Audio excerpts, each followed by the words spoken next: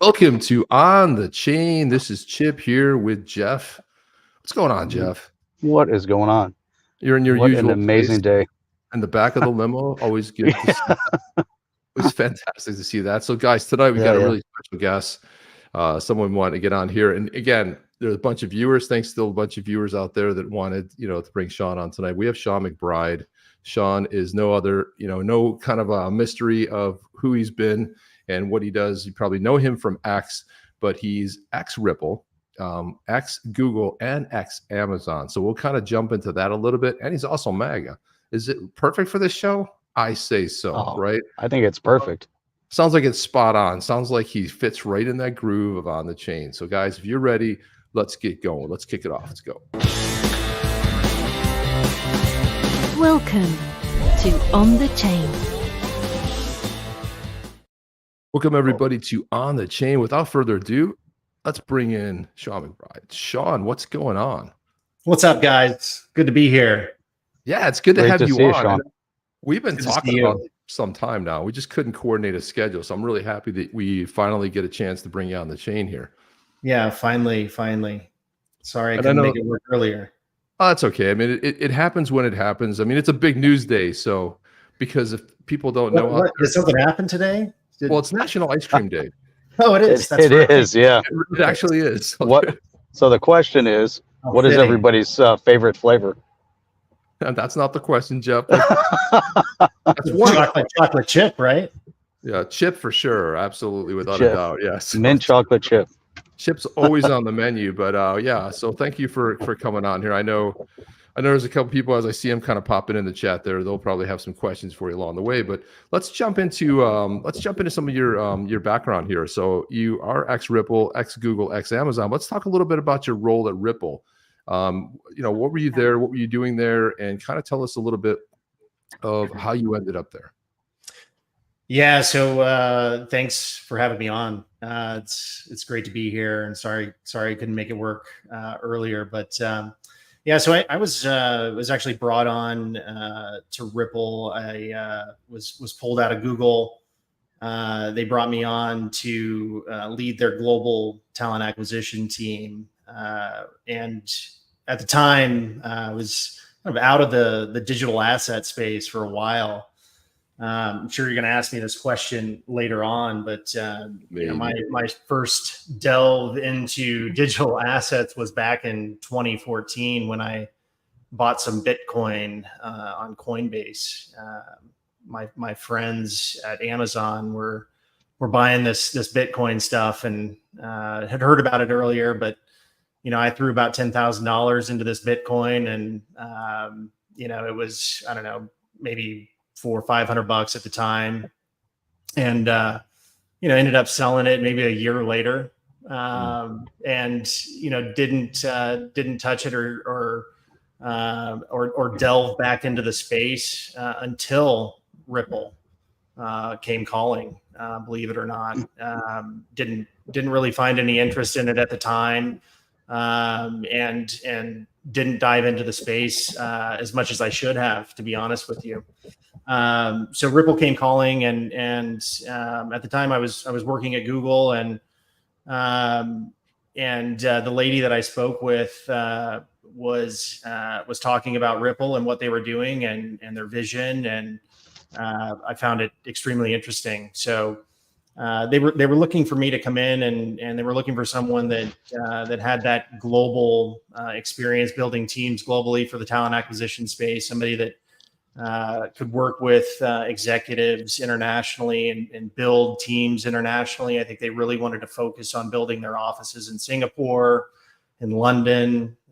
They wanted to open up some new offices, perhaps in other spaces, in other countries. Toronto ended up being a big office for them, an engineering office that they wanted to build out. And then they wanted somebody that had worked with executives at Google and Amazon, because they hired some folks from Google and Amazon to run their engineering teams and their product teams and their sales teams. So my role was to work with those folks over at Ripple and help build out their teams, especially especially the engineering side of the business, the product side of the business.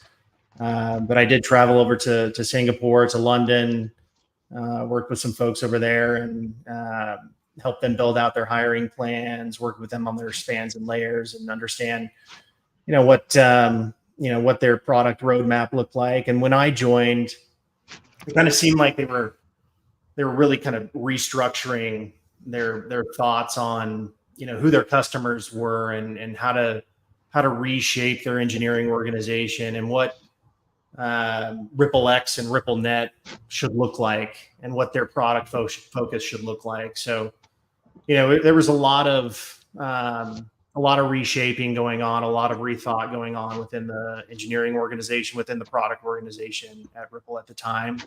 And they were in hyper growth mode when I first joined. So it was a lot of fun. What year was that, Sean? I'm sorry? What year was that? Like, when did you? 2021. Yeah. So what was it like when you, so traveling to some other offices like Singapore? I mean, was the culture a little bit different?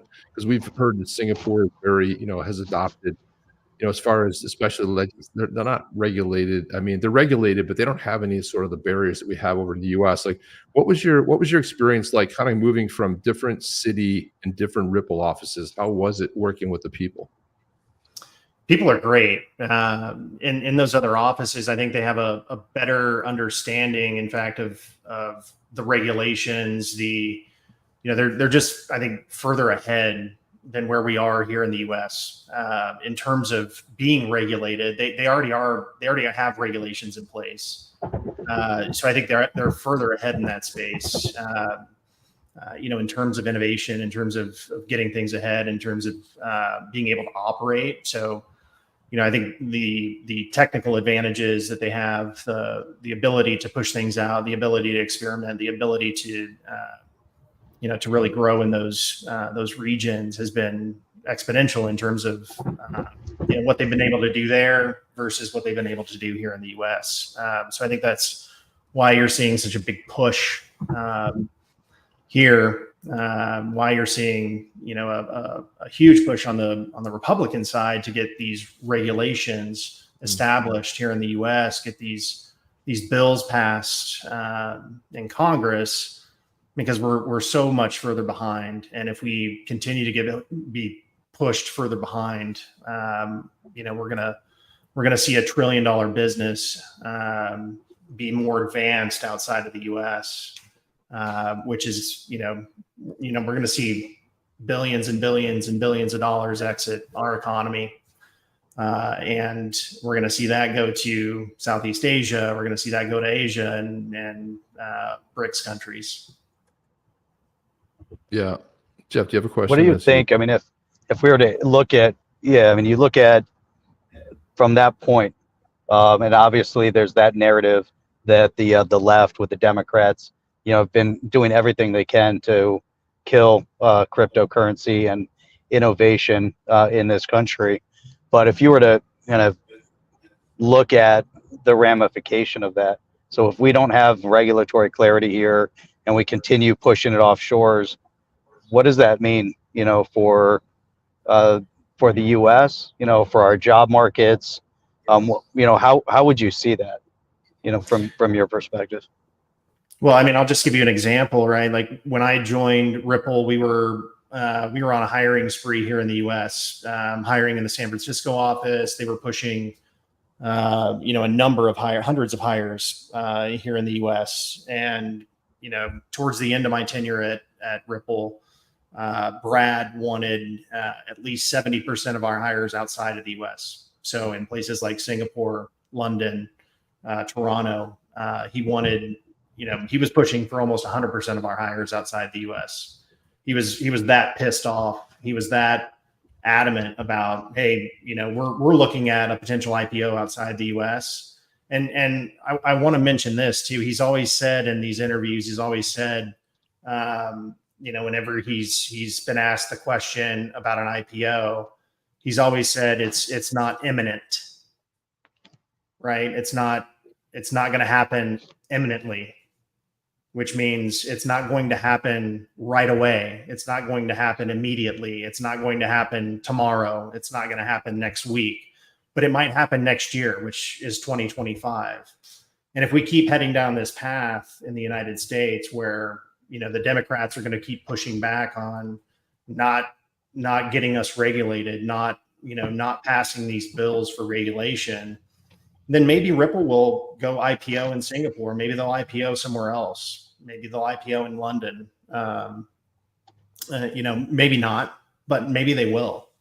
Yeah, it's a good possibility of that. And so when you think about, like, so your time there, like these hiring spree, and then all of a sudden there was a drastic shift. And of course, during that time, the lawsuit was, the SEC v. Ripple, and we're still waiting for the judge. And we hear that it could be by the end of July, maybe August, September. It's coming down in the next 2.5 months, right? We're going to know when we know.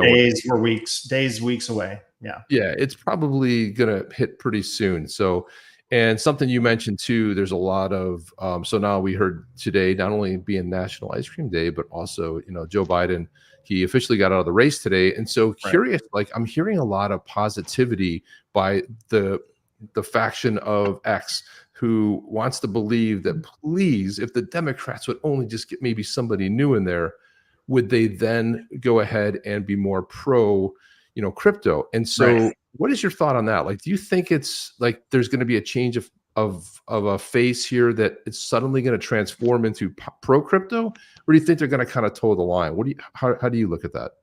I don't see that happening. I think they're going to toe the line. Like I said, I think it's a system. I think they're going to focus on the policies that they focused on, throughout the Biden administration. I think they're going to carry that through. I think they're going to double down on that. I think they're going to continue with that through Kamala.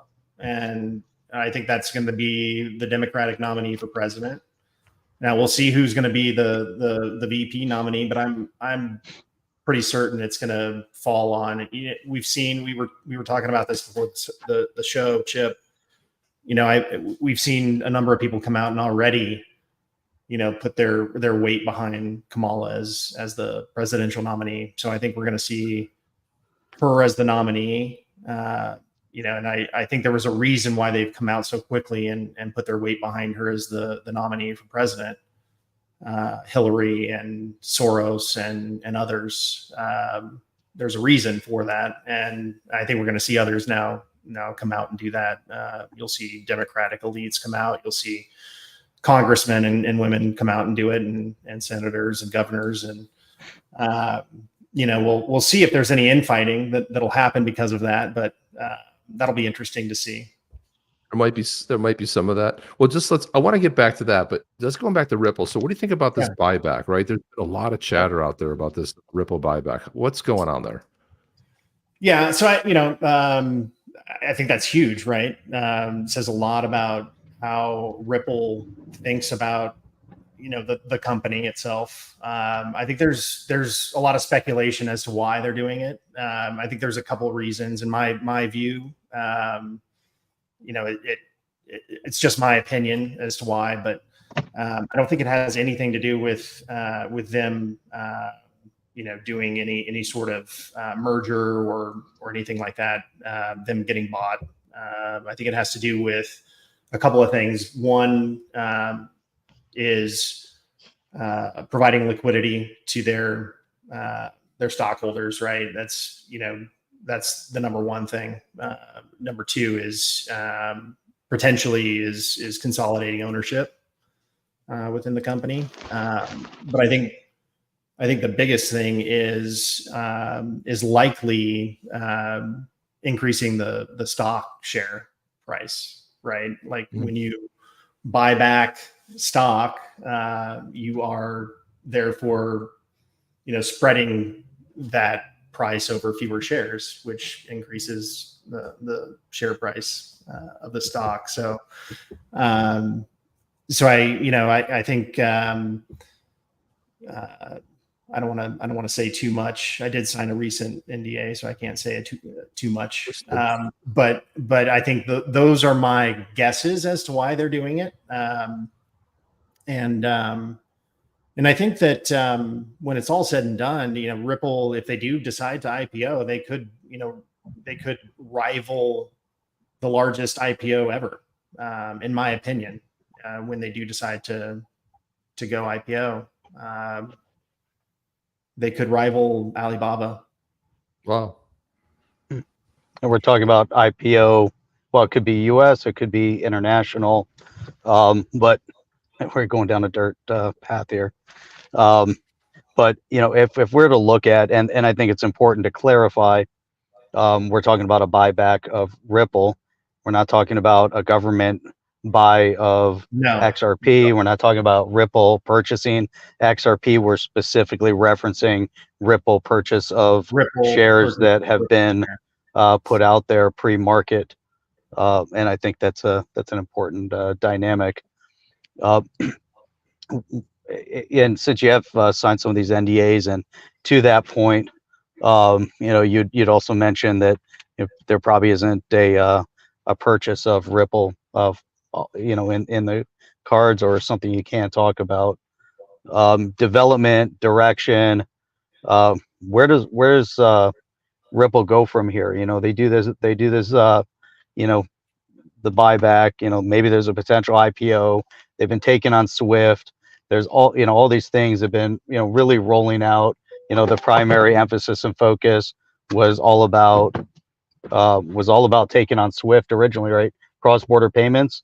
But it looks like and from some of these recent interviews, even with Garlinghouse, Garlinghouse and Schwartz, and Garlinghouse who wants to get into all sorts of different parts of the industry.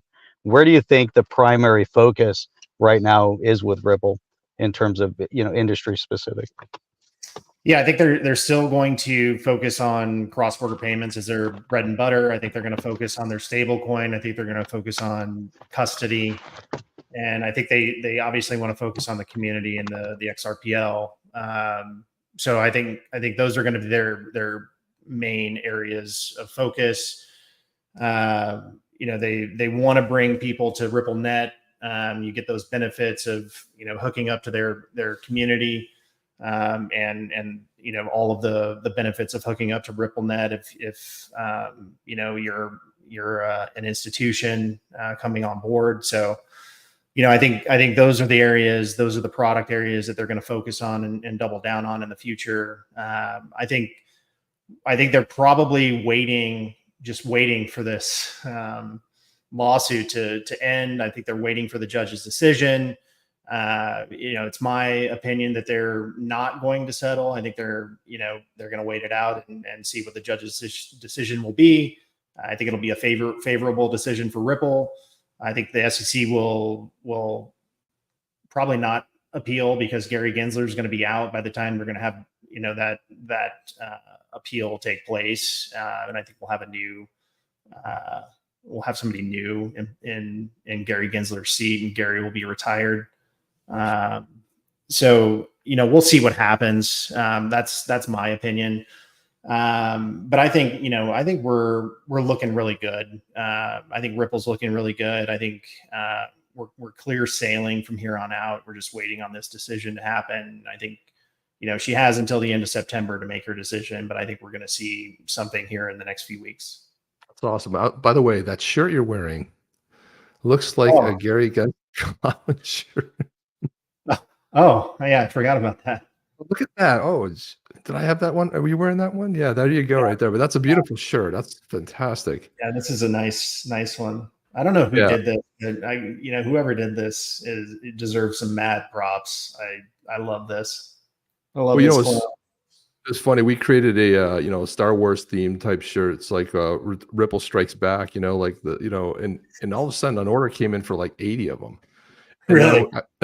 I found that one of the Ripplers was actually wearing one, or had one on a chair, and said, "I'm getting ready," And we found out that in fact, they did go ahead and order a bunch of them. Like we had 80 orders. I'm like, who's going to order like 80 shirts? Like that's kind of a weird thing, right? But it turns out that one of the he's no longer at Ripple now, but we saw that he was actually and it was like kind of cool to see something like that, because It was interesting, but here we go. We got some. So Sophie says, thanks, Sean, for joining OTC and the OTC crew. Sean, or Eagle Eye over here, he's got a question for you. He's like, hey, Sean, what tokens are in your bag? I have a little bit of XRP, Okay. a little bit of XLM. I have a little bit of Solana. Okay. I have a little bit of Bitcoin. Okay. Well, I, like you, Sean, bought Bitcoin first 2013 at like 200 plus, whatever it was, 212. And I sold it at 800. I thought I was big baller because it was like 4x, man, this is great. But there was never an incident where it hit $1,000. No digital assets ever gone that. So when it hit 70, I was like, that was kind of a bad decision. But I'll tell you what I didn't do. I didn't sell $80 million worth of ETH to put solar panels on a house that I no longer own. Right. I'm just saying. I'm just saying, right? And then we got another question here. Mark says, hey, why does XRP only have 33 full-time developers? That's low compared to other chains. That can't be true. 33 full-time developers. That's not true. It's not true. We're not going to say how many because you're on DA, but there's no way it's 33. It doesn't make any sense. It's not true. From Thanks Gary says, Sean, what does XRP mean to you, and do you own any? We already kind of do that, but what does it mean to you on that side of it? It means a lot. I mean, fun story at Ripple. You can get paid in XRP. You can get your bonus in XRP, or actually in company stock, or in cash if you want. I actually chose to get my bonus in XRP and in company stock, and I also got I also chose to get paid in XRP as well. So very much believe in XRP. I very much believe in Ripple. As a former employee, I think that speaks volumes. I hired a lot of people at Ripple, and a lot of them are still there. So I think that also says a lot. I also know some former employees that are no longer there that are still big believers in Ripple and XRP. I think it's the future. I think digital assets, blockchain technology, Web3 is the future. And I think, we're still ahead of the game here, and we're very, very early. So, give yourself a pat on the back. Here's a question to that, I love what you're saying in terms of the space, the future. So now let's and hopefully you can comment on this. We don't have to speak specifically to an XRP stablecoin, or a stablecoin on the XRPL, or Ripple back stablecoin, but I want to focus more on this crypto space, blockchain space, digital asset space, as compared to CBDCs and this government and central bank passion to start rolling out digital currencies with this emphasis of central bank digital currencies. And so obviously that's something that the left has definitely seemed to embrace, the idea, and obviously it hasn't gained a lot of traction in the US yet for a digital dollar, but we are seeing it potentially in other countries. If you were to show and say, hey, okay, here's the future, is there a future in CBDCs, or are we going to see more of a future in this in the Web3 crypto digital asset space? Oh yeah, I think there's definitely a future for CBDCs. Maybe not here in the US, right? But I think there's certainly a future for it. And I think there's you might even see a G7 country move in that direction. I think you're going to see it more in the BRICS countries, where they want to have control over their own currencies. Those centralized governments want to have control over their own currencies, and not move in the direction that we want to move, where citizens have control over their own currency. But I don't think we have any room for that here in the U.S., and I don't think we want to see that here. And I don't think we want to see that with any of our close partners. But I think there's going to be security measures, and I think because we're on the blockchain, everything's going to be safe and secure. But I think there's going to be there's definitely going to be CBDCs in the future.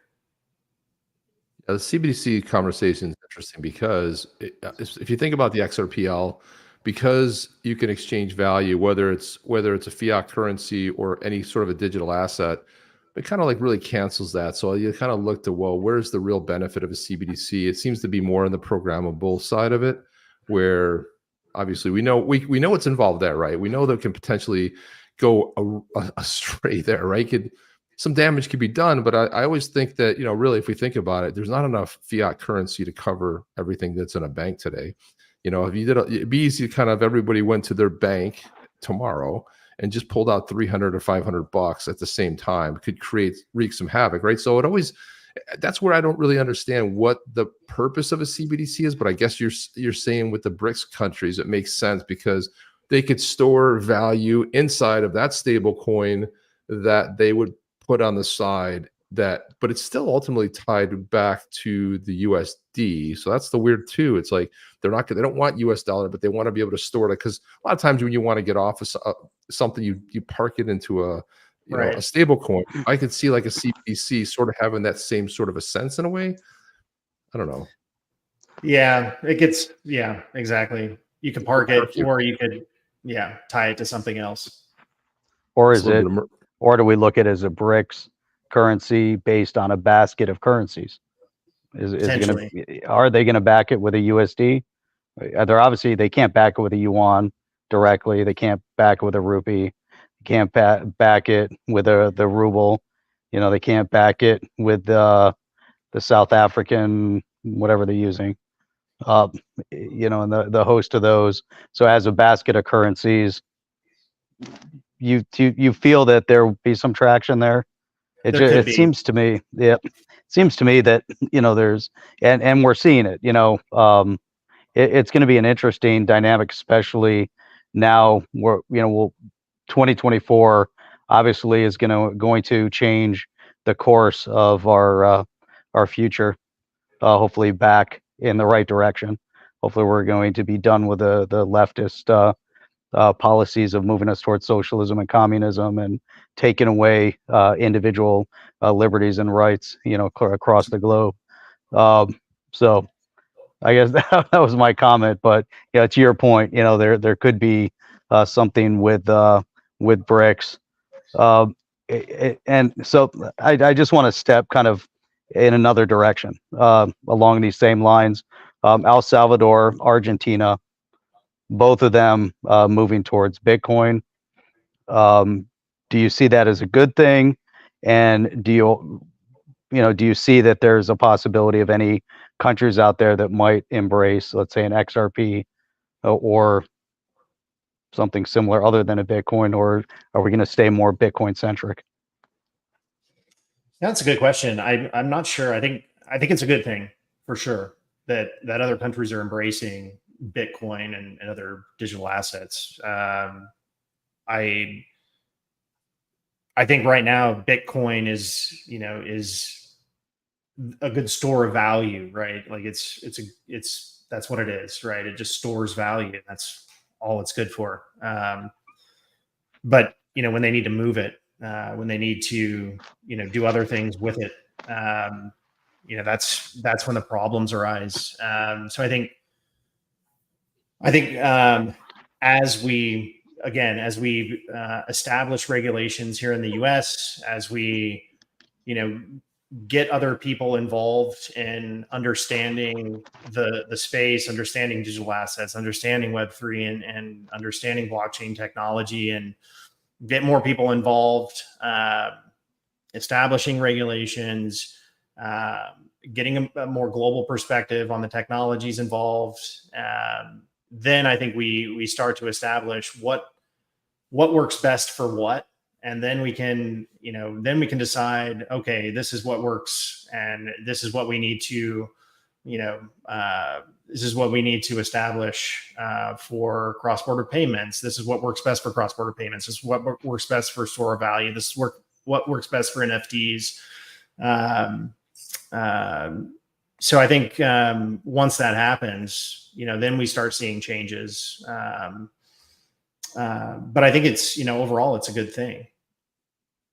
got another question for you here. This is Sir from Croatia.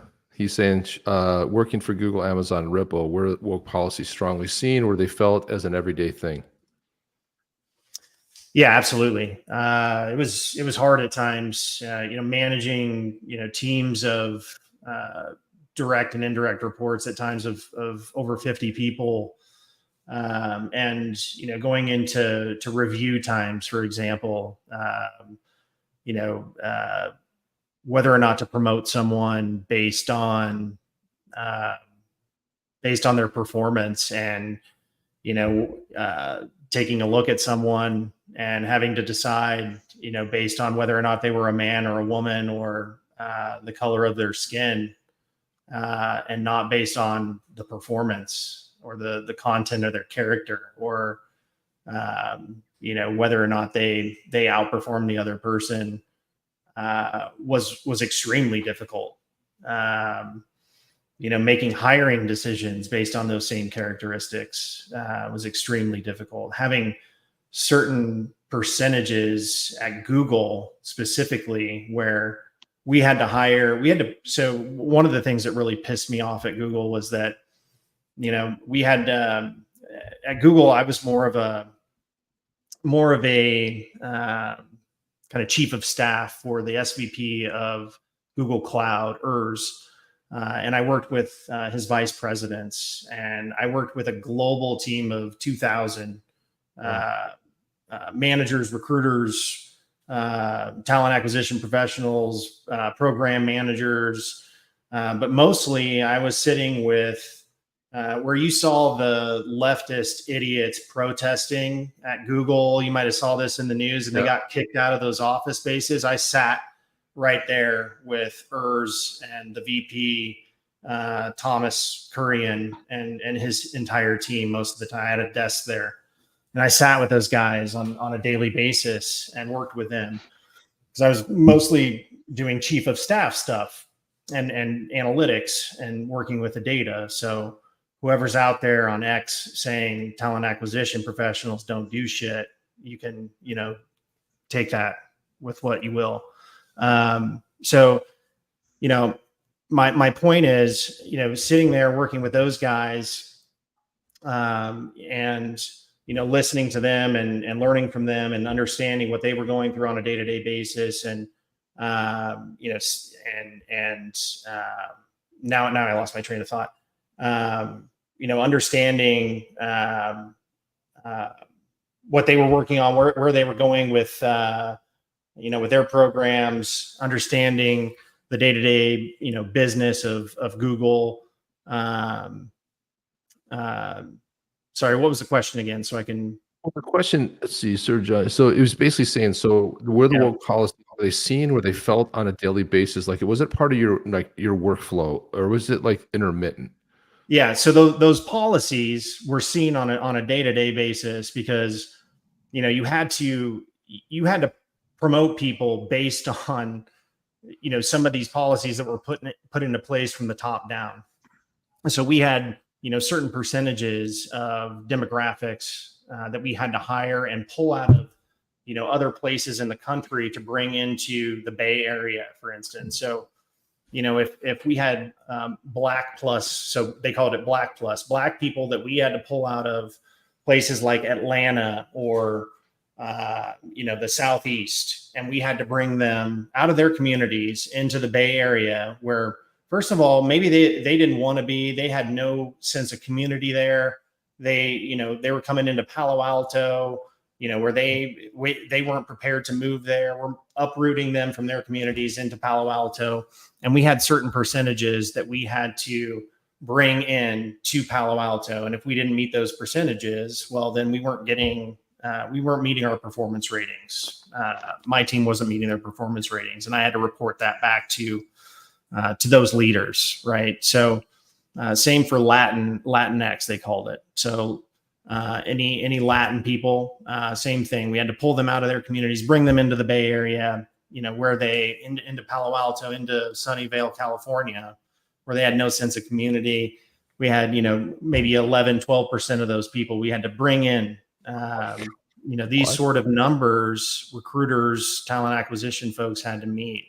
They also had a centralized team that was specifically focused on just that, bringing these demographics into the Bay Area, uprooting them from their communities, instead of, hey, let's maybe focus on remote work and building it that way, or let's focus on some other alternatives than bringing these people into the Bay Area. So yes, also a number of charities that you could donate to, but all of them were very much liberal focused charities. There was a number of things that were very much woke based, very much pushed on you at Google. So did you ever have any, was there anybody that would share ideas? Because I can't imagine everybody was in line with it, where they said, like, I mean, did it ever come up like, hey, maybe a remote thing would be working better, sort of, in other words, why uproot somebody and their family? And then, because it's a tough thing for anybody to have to go through, but was it, or does everybody kind of keep their mouth shut and go along to get along type of thing? I mean, yeah, there were some strong voices, especially, there were some VPs that I worked with that, just kind of did their own thing, which I really appreciated. And I, really enjoyed working with those folks. And they would kind of, I had one VP that decided he was going to open up his own office in Austin, Texas, and do it that way, which I supported him fully on doing.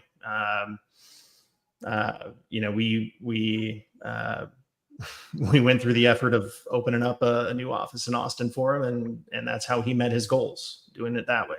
I like a little sidestepped it. So we got Money GC says, I find it extremely illogical for Ripple to buy back shares and increase their money transmitter license. I've seen him make some comments about them getting acquired or, what do you think about something, that? and that's the reason why they're buying back the shares. I don't think that's the case. Okay. Just thought you did want to answer that. And then if Trump is reelected, so who would you like to see as the SEC chairs? Any names come to mind, or someone you'd think would be good for that spot, or maybe even Hester Peirce? Hester, maybe. I don't know. I've been pestering the Hester. I've emailed her several times. She came to Vegas, and I asked her a couple of questions that she hasn't responded. And I don't know. Maybe it's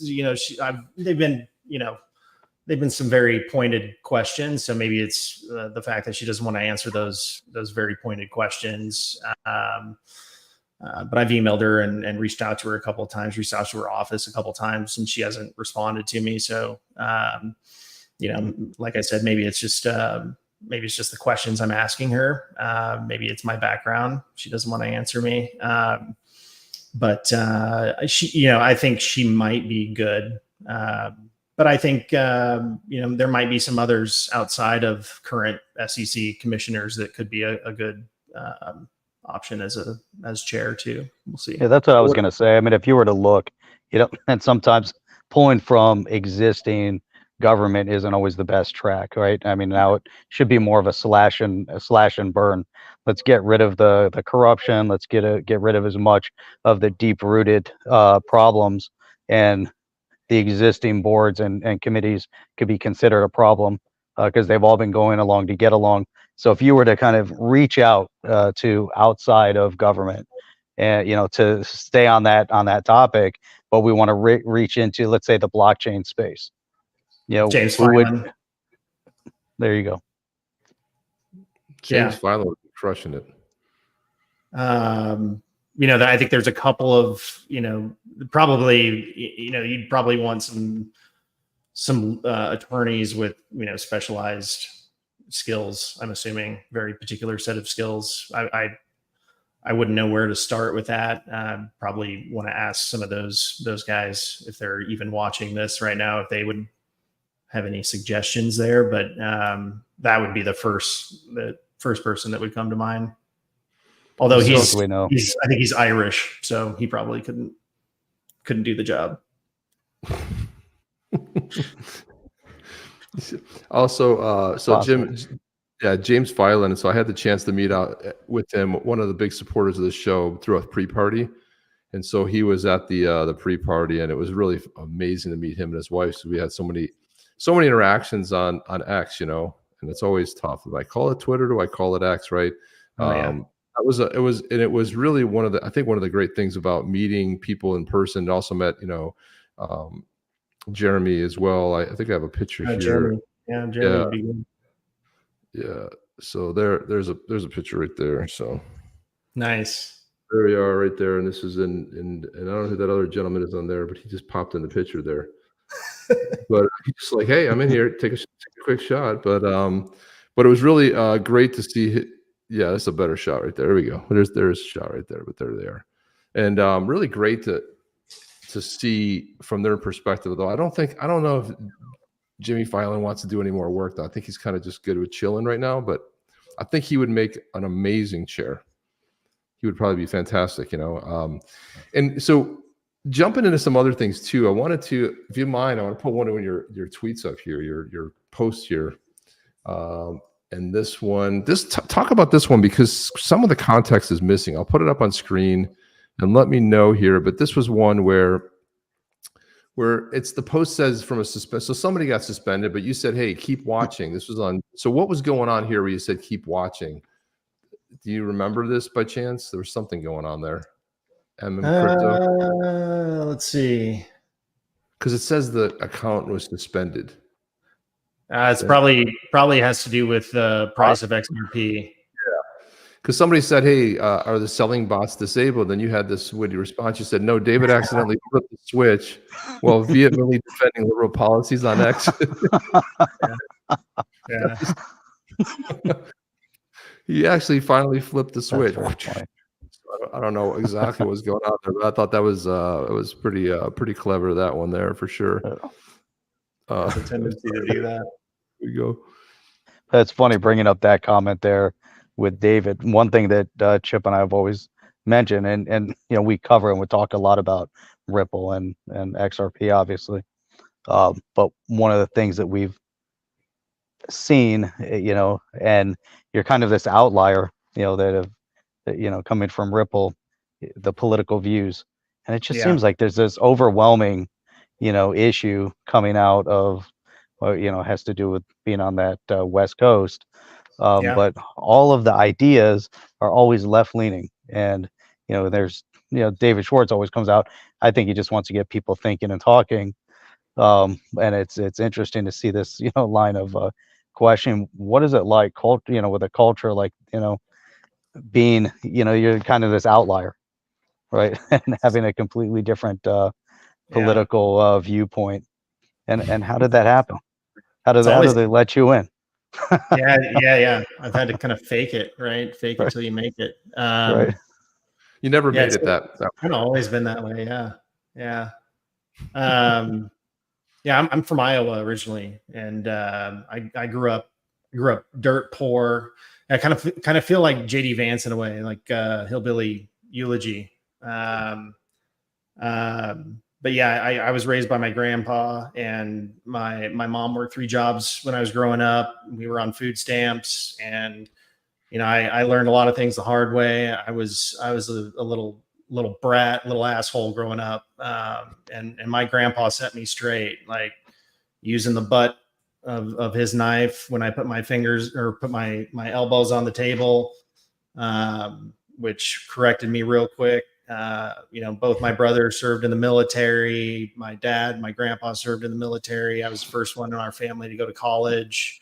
I started working when I was 7, 8 years old, detasseling corn. Grandparents owned a farm. So it was interesting growing up and taught me a lot. And, those values were instilled in me early to always work hard, and, nothing in life comes easy, and freedom isn't free, and God, family, and country. Right. So, those things were always instilled in me. And, but I always wanted to be successful. I always wanted to outdo my parents. I always wanted to, provide for my kids. I always wanted to have a family and have kids and do well for my kids and provide for them. And, I fell into the recruiting space and fell into to what I did for a living, at least for the last 17, 18 years. And it worked for me, and I did well at it, and was successful. And, I'm thankful for what it's done for me, and it's been able to provide for my family and provide for me. And I've learned a hell of a lot. And I'm grateful for Amazon and all I've learned. That spent over 5 years at Amazon, learned a hell of a lot at Amazon, and it was a great place when I was there, and it was set up like a federation of startups. So, it was a place where I was able to learn a lot and grow, and it taught you a lot. It was like a startup where, you had to be business minded, and you had to know a lot about, you had to know a little bit about a lot of things. And I'll never claim to be an expert about anything, but I do feel like I know a lot about, or I know a little bit about a lot of things, which is, I think, one of my superpowers. But, Google was the same. I didn't learn as much at Google, but it was a different experience for me and a different role for me. And, getting to work with those executives was definitely a learning experience. And same for Ripple, different industry and a different environment, different technical stack, and different space, and a lot to learn for sure. But yeah, I think, one of the things that has always stuck with me were those values that I learned at a young age. And, I never lost those throughout the time I spent at those big tech companies. And I think, while I've had to cover them up at times, and I've had to bite my lip at times, and I've had to, maybe I've said some things at times that haven't served me well, and have gotten me in trouble at times. The pots boil over, if you will. Felt maybe too strongly at times. But yeah, I think for the most part, I've had to, really hide behind some of those things. But still have held true to some of those, most of my values, all of those values. And, but yeah, I think since Elon has taken over X, I've just kind of let them flow out of me. Yes. And I think that's really, really shown. What do you think about John Deaton? So you mentioned the fact that you were on food stamps, how you grew up. No one thought you were going to college. Like, sounds very similar. I don't know if you had a chance to read John's book. There you go, John Deaton for Senator. Yeah, I just got another letter. I get the letter thanking for the donation. So what do you think? I mean, you're also a big supporter of John Deaton, right? Can you imagine what that would look like? Because I believe he's going to crush it. Everyone he talks to, he's such a real individual. He talks from the heart. What are your thoughts about John Deaton, and how much do you know him? You ever had a chance to meet him or speak with him at all? Yeah, I met him and spoke with him here in Las Vegas briefly. He's a busy guy, and he's got a lot going for him. And even recently, he's had a couple $1 million donated to his campaign, and I think even more and more is getting behind him. We all know this Ian Kane character is just a plant from Pocahontas, Chief Spreading Bull Warren, and John Deaton is somebody we all need to get out there and support, and he's what's best for the state of Massachusetts and the people of Massachusetts. He's one of those people that we need in the Senate, and he's somebody with true character, somebody that's, really come from nothing into something. And, he's done it the hard way, right? He's done it the same way that I've done it, or I've done it the same way he's done it, I guess. He's somebody we can all get behind as Americans, and I think he's the best for Massachusetts, and we definitely need to get Warren out of the Senate for sure. Yeah, without a doubt, man. It's and it's going to happen. Definitely going to happen. The pendulum is swinging. The momentum is there. You can feel it. You can feel it. Yeah. It's totally different sentiment right now. And what's interesting is that when we hear from those with the conservative values, there's always a similar kind of story, similar background. Then we look at those on the left, and there's always this entitlement, right? They seem, not saying that they all were raised with a silver spoon in their mouth, but it seems like many of them have, in one way, shape, form, or the other, whether it's government coddling them, or There goes Jeff. He moved that phone a little too quick that one little time, and then boom, it's gone. He'll come back in here. Yeah, I think I know where he's headed on this whole thing. But so I kind of came to a realization that you did, right? So once you realized on X that we could actually, I used to have I still have an Anon account. No one knows who it is, some goofy name, whatever. But I just go in and I wanted to express myself, right? I just wanted to say, this is who I am. This is my values. This is how I feel.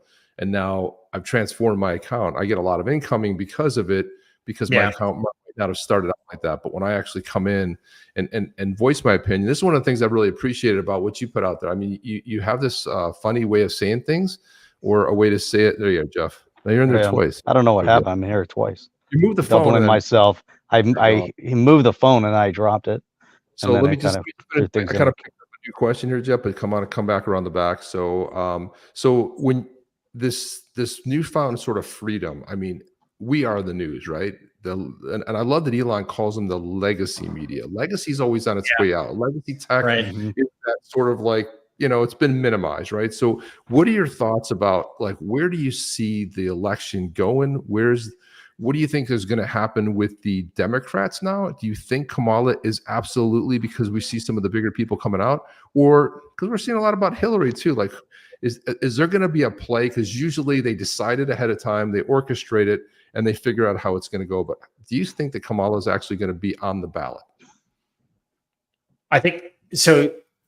So there are rumors, right? Like there's theories, I should say, where they're going to replace Kamala with Hillary at the convention, which, you could see that happening. I mean, these people are psychotic. So you could see that happening. I mean, I firmly believe it's going to be Kamala, and I think they've just kind of given up at this point. And it's going to be Kamala, and that's it. And they've given up, and we'll try again in 4 years and regroup. It would be committing. I just don't see them recouping from this unless they cheat. Which they're probably orchestrating and planning. And if they cheat, and it's not, and if it's close, or if it's not a landslide in November, and if Trump Vance, it's not a landslide, then it's going to be like there's going to be chaos. Yeah, and that's a good observation on that. Because I think deep down, they all know, we all know, 2020 didn't. The outcome wasn't as they say it is. The statistically doesn't make sense. Keep looking at the numbers. There were 168 million registered voters. There were 156 to 158 million that voted.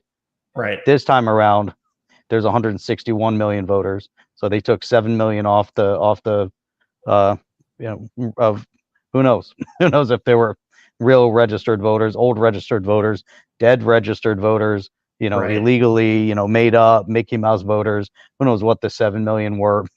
And here we sit.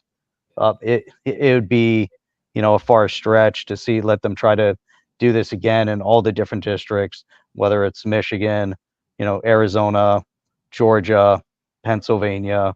If they're going to try to recreate what happened in 2020 with a lot of the, crazy outcomes, and shutting down, 10 million people in Michigan, and it took them 3 weeks to see an outcome. And some of the areas, Detroit, shut down, and the voting and putting pizza boxes on the window, and supposed floods where it was in Georgia, all sorts of chaos.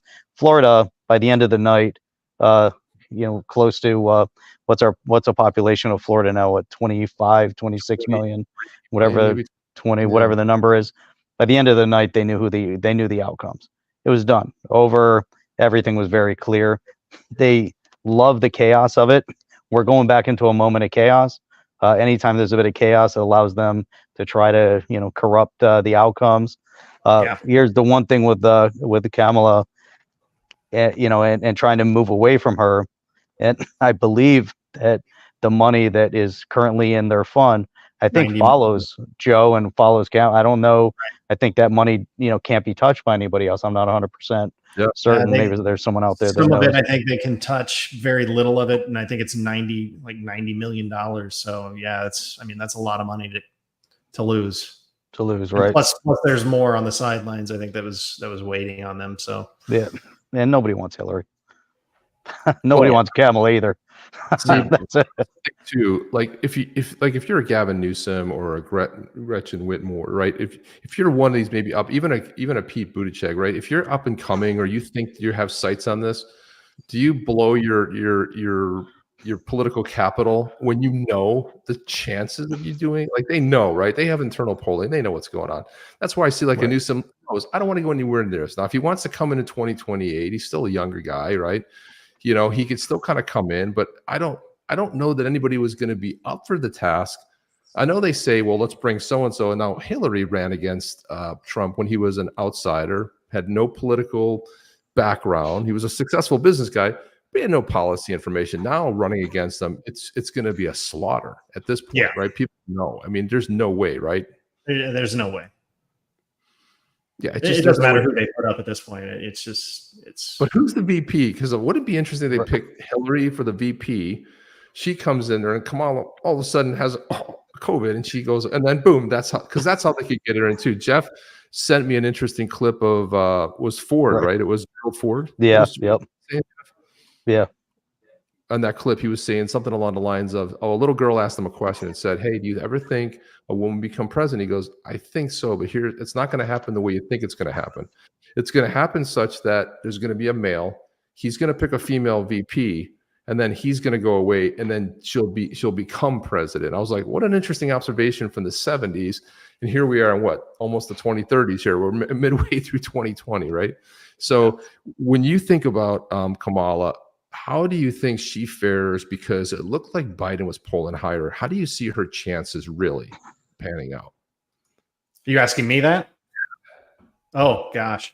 Yeah, she was in some states, I think she was polling higher than Biden, but I think overall she was polling much lower than Trump. So I don't think she stands a chance. I mean, I think she's going to win over all the baby murderers, but other than that, she doesn't stand a chance. Like she has a record of throwing thousands of weed smokers in jail and being what's his face's side piece. Montel Williams' side piece. Like, Montel. What has she done? She hasn't done anything as vice president. She's been the border czar, which has basically ushered in millions and millions of illegal immigrants into our country. Which, by the way, like, those are voters, and maybe they could fudge, how many they've actually flown into the country too. That could be a surprise down the road, shock surprise. We actually flew in millions of illegal voters instead of 300,000 that we told you of, 600,000, whatever it was. It's definitely in the millions, and they definitely move them around. They flew them into Florida. And then Florida had to put them on buses and get rid of, move them elsewhere. But in the cover of night, they started showing up in airports in northern Florida. It's like, why the cover night? Why are you bringing them in here? They and they kind of seeded them, all around the country. They come in illegally, then they end up on buses and planes, and we're seeing and witnessing the implosion. But there's a lot of commentary on the fact that as they give them whatever they give them, there's also this trying to register them to vote, and and the corruption of the system. And what do these guys know? They're here illegally to begin with. They've already broken the law. What's one more law to break? Well, they're registering them to vote as they're giving them free iPhones and free services, right? Like, they're doing it at the same time. So it's making it easy for them to do that. And they're not just flying them into like big airports. They're flying them into smaller airports too. And then they're busing them up to Chicago and Detroit and Denver and other big cities. So Chip and I saw it firsthand. when we were in LAX. First of all, LAX is a cesspool of an airport. It was filthy and a horrible place to be. But we saw it firsthand as we're getting in line for the TSA. There's a group of kids, none of them spoke English, and they said, "You're flying without parents?" That was the thing. Flying without parents? Flying without parents? Yep, stand over here. And you could see that orchestration of how they're moving them, through. Yep, there was a whole group of them. All these kids are probably 16, all male, 16, 17 years old, approximately. Could have been 18. But it was the same question. They didn't understand a word, and they put them over in an area, and then we don't know what happened after that. But they were escorting them. They were going to escort them through without, probably without taking tickets. I saw the same thing in the Atlanta airport. Somebody had a sign written in English, doesn't speak English, was trying to navigate and figure in the middle of the Atlanta airport. So you start seeing it happening. That was the craziest though, when Chip and I were at LAX and seeing how they were orchestrating it through TSA. Unbelievable. Yeah, it's wild to see that. I mean, I know we're coming up on time here. We're like right at the 1 hour mark, but and I'll kind of give you any kind of closing statement you want to make. Whether we talked about political magnet, but talk a little bit about Trump. How do you see Trump? Going this time, and I mean, we had an assassination attempt that seemed pretty. There's a lot of questions, probably more questions than answers. That are like, what are your thoughts about that whole scenario? I mean, if I just you gotta admire the guy even more. Like just getting up from that shot and pumping his fists in the air and just telling everybody to fight. And then, I don't know if you guys watched the RNC at all, and listening to some of those speeches, pretty powerful speeches. But seeing some of the family speak and his granddaughter speak, I think that was pretty cool. Just to hear from the family and just to, get a sense for the kind of guy he is, outside of politics and,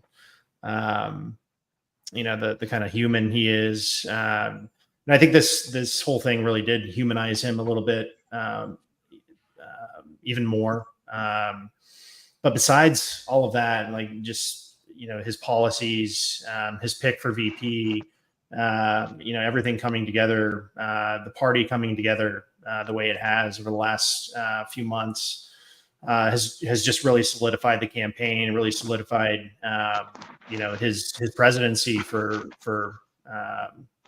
this coming year. So, I think he's got it on lockdown. Him and Vance, like I said, if they don't win in a landslide in November, there's going to be trouble. And Trump and his policies, we've seen it for 4 years before. We had a secure border. We had the creation of 7 million jobs. We had no wars. We had a thriving economy. I know I was much better under Trump. My family was much better under Trump. We were almost energy dependent. We were energy independent under Trump, and I think under his upcoming presidency, he's seen behind the curtains now. He understands how things work. He knows now how to pick his cabinet, and I think the second time around, he's going to make even better decisions regarding his cabinet, better decisions regarding policies. I'm excited for the next 4 years. It's going to be an interesting 6 months, isn't it? I mean, it's going to be an interesting 6 months up to the election. A few months. I'd be like, yeah, that's possible. There's nothing you could say right now. They'd be like, oh, that could never happen. I'm like, why not? Could it happen? It might at this point. Right? Until the aliens land. Anything and everything's going to happen over the next few months. New. I mean, we're at the point of where just like what's going to go down. It's going to be interesting without getting into conspiracies and stuff. But it seemed like this crowd strike seemed like a dry run in some capacity. It almost felt like it was like, oh, let's see what we can actually take down and eliminate. And right. Oh, wait a minute. well, we were always told that the voting machines weren't hooked up to the internet. What do you mean they won't work? So, it's dodgy there. It was unreal. Yeah, my wife was flying out of Vegas the night it went down, and we have a friend who's sick in San Francisco actually, and flight was canceled, and the airport was a mess, disaster. They closed it down. They just closed the whole airport down. It was amazing to see the flights. It was just like packed. Someone had posted on X, dots everywhere, and then it was just like almost down to nothing. There were a few flights flying around, but not much. But that was the U.S. Obviously, it impacted globally. So dry run for something. Timing is very suspect. Head of the organization, very suspect. Their affiliations with other countries, very suspect. Super suspect. On the tails, right? On the tails of an assassination attempt of President Trump, and even that very suspect. How did all that unfold? I mean, there's too many things stacking up. The one thing that everybody knows, there's no such thing as a coincidence, and there's too many coincidences lining up back to back that equate something. Exactly. Well, anyway, let's wrap it up here. But man, we'd love to have you back on, Sean. This is a great conversation. There were so many things we could have broken into, but especially it's great how we bring on a guest that really aligns a lot, like kind of what Jeff and I talk about. We didn't really get into a lot of the geopolitical stuff, but really loved hearing your views, and especially sharing. Thank you for sharing your experience. Your work Very experience, what it felt like to work with some of these organizations, because that's something we don't hear about. It's very infrequent you get somebody who maybe thinks differently, and you're always like, because what they always say at those places, and how do I know? Because I've been there, right? They go like, come as you are, bring your best form of yourself, but don't say anything outside of line, because we will punch you in the throat, right? So it's exactly. And I'm going to throw this out here, and maybe it gets out there into the universe. This past March, Chip and I had the pleasure to MC an event over in Australia with a Wave of Innovation.